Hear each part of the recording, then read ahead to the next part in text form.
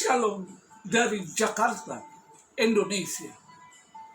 Selamat berjumpa kembali dengan Berti Wawuruntu dalam khotbah singkat melalui YouTube dan media sosial lainnya. Bulan Maret pada minggu ke-10 tahun 2022. Khotbah singkat bertemakan relasi antara Tuhan Yesus dan saya. Namun terbatas pada 3 topik, yaitu topik ke-27, menjadi anaknya, keluarga kerajaan Allah. Videonya sudah tersedia pada akun YouTube saya. Silakan saksikan. Topik ke-28, menjadi hambanya, rekan sekerja atau mitra Allah. Topik ke-29, menjadi muridnya, Tuhan Yesus adalah guruku. Kita masuk topik ke-28, menjadi hambanya, rekan sekerja atau mitra Allah. Mari kita buka Alkitab kita pada suratan Rasul Paulus kepada jemaat di Korintus. 1 Korintus pasal 4 ayat 1 dan 2. Demikianlah hendaknya orang memandang kami sebagai hamba-hamba Kristus yang kepadanya dipercayakan rahasia Allah, yang akhirnya dituntut dari pelayan-pelayan yang demikian ialah bahwa mereka ternyata dapat dipercayai. Paulus menggambarkan mereka sebagai pekerja yang diberi tugas khusus untuk bekerja di ladang tuannya. 1 Korintus pasal 3 ayat 5 sampai 9. Siapa mereka? Paulus, Apolos, Barnabas, dan lain-lain. Dan jemaat di Korintus harus menganggap mereka sebagai hamba Kristus. Selama pesan-pesan mereka sama dan sesuai dengan Injil, Galatia 1 ayat 8 sampai 9, 2 Petrus 2 ayat 1. Paulus menganjurkan kepada jemaat di Korintus untuk mengikuti Yesus Kristus sebagai yang pertama dan terutama, bukan pada salah satu dari mereka. Paulus menambahkan satu tugas yang diberikan kepada guru Kristen sebagai hamba Kristus adalah menjadi pelayan misteri atau rahasia Allah. Misteri atau rahasia Allah termasuk Injil. Ajaran bahwa mereka yang datang kepada Allah dengan iman di dalam Kristus dan kematiannya karena dosa di kayu salib dapat menerima keselamatan. Hal-hal rahasia ini hanya dapat dipahami oleh mereka yang menerima pengertian, pemahaman, dan wahyu dari Allah melalui Roh Kudus. 1 Korintus pasal 2 ayat 7 sampai 10. Kata steward, pengurus, adalah orang yang mengelola sesuatu, namun bukan miliknya, atas nama orang yang memilikinya, yaitu Tuhan. Inilah kata pemelihara, steward. Ini adalah pekerjaan penting, dan ini juga merupakan pekerjaan seorang hamba. Seperti diketahui, jemaat di Korintus menjadi sombong, lupa bahwa semua kebaikan yang mereka miliki adalah pemberian Allah. Mereka merasa mandiri di dalam kekayaan dan status mereka. Sementara Paulus dan para rasul lainnya hidup dalam kemiskinan dan di bawah penganiayaan. Bahkan mereka dianggap sampah oleh dunia ini. Umat Kristen di Korintus tidak boleh terpecah belah karena kesetiaan mereka kepada satu hamba Tuhan dari kata mereka tadi. Seolah-olah hamba Tuhan tersebut memiliki semua yang mereka butuhkan. Mereka dengan bangga berfokus pada reputasi dan status sementara para rasul hidup bagi Kristus dalam kemiskinan dan di bawah penganiayaan. Hanya Tuhan yang dapat menghakimi hamba-hambanya. Namun hamba-hambanya meniru apa yang Yesus lakukan, meskipun telah dianiaya, yaitu memberkati orang-orang yang menganiaya mereka dan terus melayani Tuhan.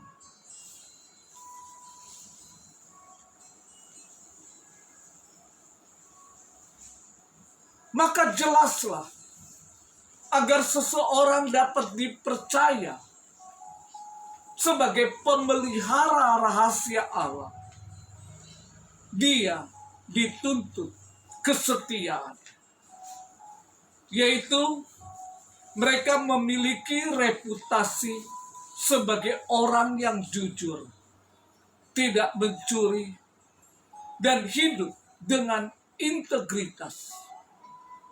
Ini terlihat jelas. Namun Rasul Paulus melanjutkan dengan menyarankan ukuran tertinggi dari kepercayaan berasal dari Allah, bukan dari manusia. Meskipun penting bagi para pemimpin Kristen untuk memiliki reputasi yang baik, namun tanggung jawab mereka yang sebenarnya adalah kepada Tuhan. Para rekan, mitra kerja Allah, bertanggung jawab untuk membagikan kebenaran-kebenaran ini secara terus-menerus kepada jemaat, agar kehidupan jemaat boleh diubah dan dihidupi berdasarkan kebenaran-kebenaran yang luar biasa. Ini adalah kebenaran tentang kehidupan, tentang keluarga kita, tentang Tuhan, bahkan dengan diri kita sendiri. Misteri ini atau rahasia Allah ini, bila dipahami, adalah dasar di mana semua tujuan Allah harus kita kerjakan. Paulus berkata sebagai rekan kerja Allah, sebagai mitra kerja Allah, harus setia. Setia dalam hal apa? Setia dalam menyebarkan, menyampaikan rahasia-rahasia Allah, sehingga orang-orang lain memahaminya. Anda mungkin banyak gagal dalam hal sebagai guru, pengkhotbah, pemimpin, atau lainnya. Pastikan bahwa Anda mengemukakan rahasia-rahasia Allah. Karena itulah yang akan dinilai oleh rekan atau mitra kerjanya Allah lainnya. Misteri atau rahasia Allah termasuk Injil. Ajaran mereka yang datang, apa saja misteri atau rahasia tersebut. Ini beberapa di antaranya. Misteri tentang kerajaan Allah. Markus 4 ayat 11. Apa artinya? Ini berarti pemahaman tentang Tuhan yang bekerja dalam sejarah. Bagaimana dia bekerja melalui satu peristiwa zaman kita dan hari-hari masa lalu, dan bagaimana dia menggunakan peristiwa-peristiwa yang mengisi berita-berita kabar untuk melaksanakan tujuannya. Meskipun ada kontradiksi tentang misteri atau rahasia kesalehan. 1 Timotius pasal 3 ayat 16. Ini adalah rahasia luar biasa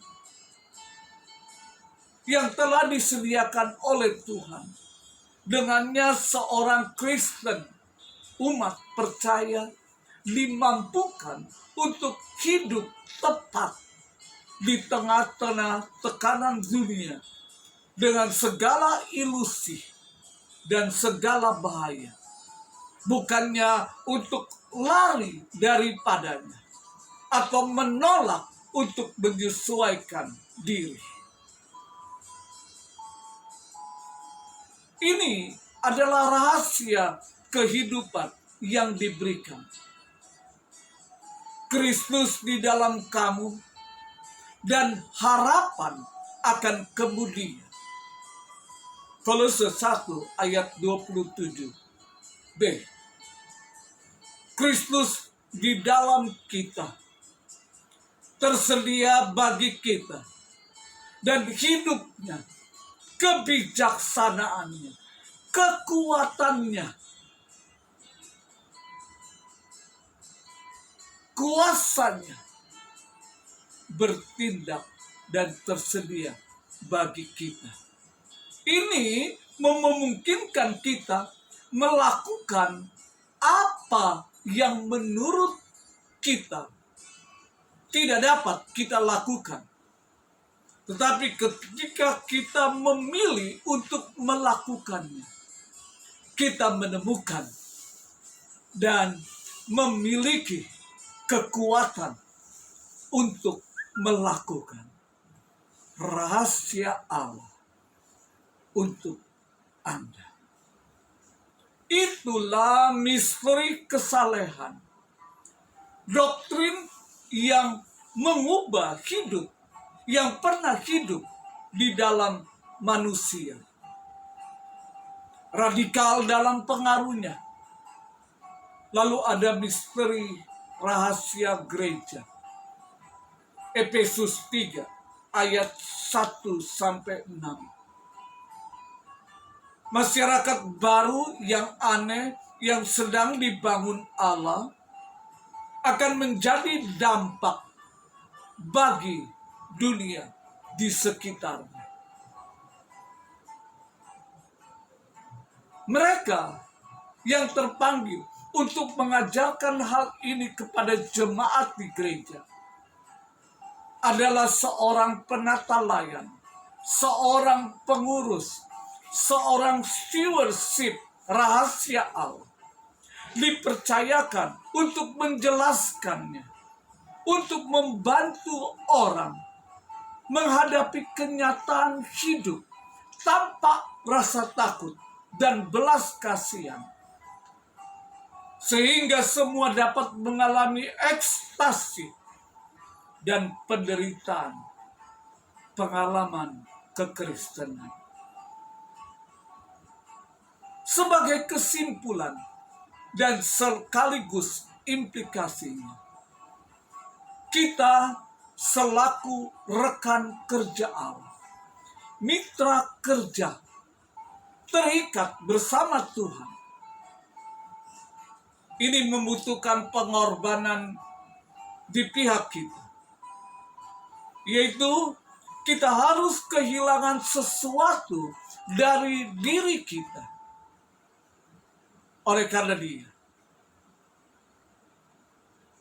menariknya untuk menjadi pelayan lebih mudah daripada menjadi seorang rekan kerja atau mitra kerja Allah.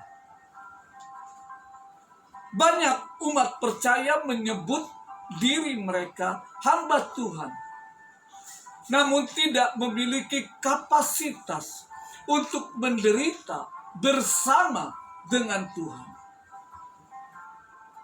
Yang dibutuhkan gereja pada saat ini bukan hanya sekelompok gereja yang cakap, tetapi mereka yang terikat bersama Tuhan melalui suka duka apapun konsekuensinya. Inilah yang dimaksud dengan pikul salibmu dan ikutlah aku. Ketika Tuhan bekerja, kita pun bekerja. Ketika Tuhan beristirahat, kita pun beristirahat. Ketika Tuhan menarik diri, kita pun menarik diri. Ketika Tuhan bergerak maju, kita bergerak maju. Terikat bersama apapun yang terjadi. Jika Tuhan katakan ya, kita katakan ya. Jika Tuhan katakan tidak, kita pun katakan tidak. Sebagai penutup, kita baca Injil Yohanes. Yohanes pasal 4 ayat 34 dan 35. Yohanes pasal 4 ayat 34 dan 35. Kata Yesus kepada mereka, makananku ialah melakukan kehendak Dia yang mengutus aku dan menyelesaikan pekerjaannya.